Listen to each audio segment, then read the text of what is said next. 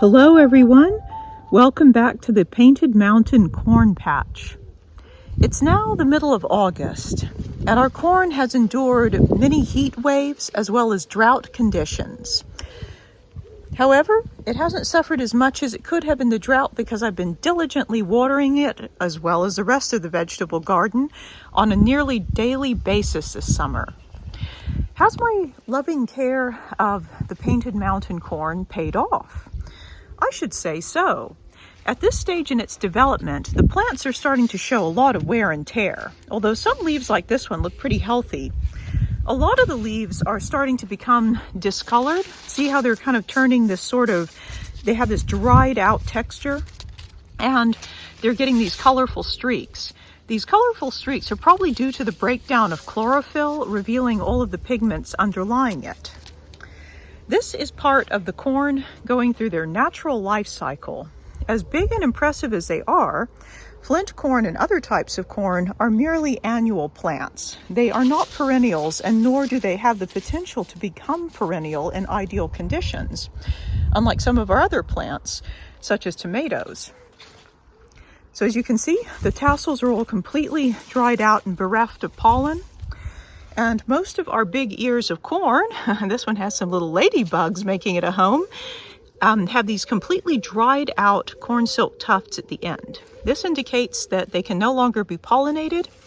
And when we give them a little feel, I can feel nicely developed corn kernels within. I don't think that all of our potential ears of corn developed those. Some of them seem to be dried out and underdeveloped. And when you touch them, they just feel like a bundle of straw in there. So perhaps there was some mismatch between the maturation of tassels and the maturation of corn silks. Things often are not ideal in nature, but this may be important to know for next year, maybe to grow more individual corn so there's more chances at pollination. However, I'm very grateful for the ears of corn that we do have, and my plan is to leave them on the plant until the whole plant dries up in September, so that I can harvest these and dry them out to make authentic hominy with them here in the autumn and winter.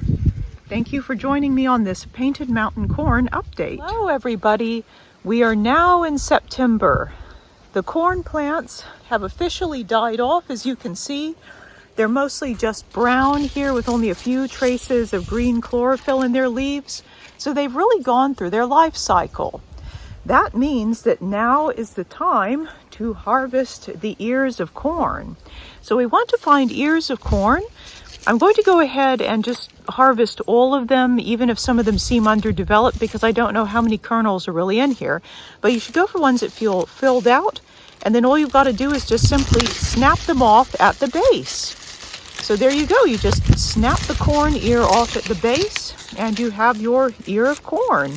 So now the next step is to remove the husks and let the corn cobs dry out so that they will be well preserved for many months to come, so you can eat them during the winter. And so I'm just going to continue with that and keep harvesting the different corn cobs, because I'm afraid that some pests might be unwrapping the corn cobs before I get a chance to them and eating some of the kernels.